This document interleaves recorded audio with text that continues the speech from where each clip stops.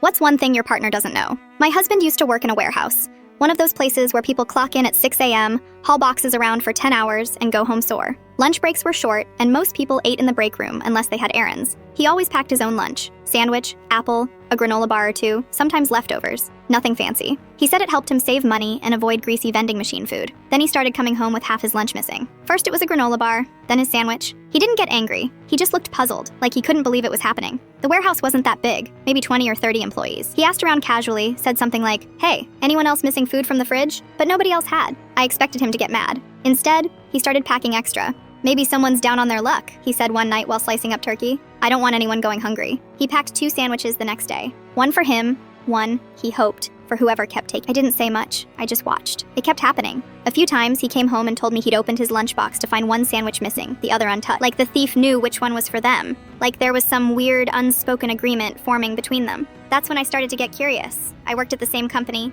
different department. I didn't eat in the same break room, but I had access. One day, I ate lunch there instead of with my usual group. Sat off to the side, quiet. I watched. Nothing that day. So I came back the next, and the next. 3 days in, I saw her. She wasn't even subtle. Waited until most people left, walked to the fridge, opened his lunchbox, and took one of the sandwiches out like it was hers. No hesitation. Ate it while scrolling on her phone, then tossed the wrapper in the trash. Her name was Nikki. We'd never been close, but I knew enough. She didn't like my husband. He was the kind of guy who made everyone else look. He was the kind who said good morning. She was the kind who rolled her eyes at. I'd heard her mutter kiss ass her breath after he. That night, he was at the kitchen counter packing and still saying things. I just hope whoever it is gets back on their feet. I hated that he didn't know, but I didn't want to tell him either. So the next day, I caught her before lunch, pulled her aside near the vending machines. I didn't yell, just said, "I know it's you. I saw you. And if you touch his lunch again, I will report it." Loudly, in front of everyone. She didn't deny it, just smirked and said, "Whatever," then walked off like I hadn't spoken. But the food stopped disappearing after that. He never found out. For the next few months, I watched him taper off the extra sandwich. Eventually, he packed normal lunches again. He assumed the person he'd been helping didn't need help anymore. Said something like, maybe they got a raise. I let him believe it, because the truth was uglier.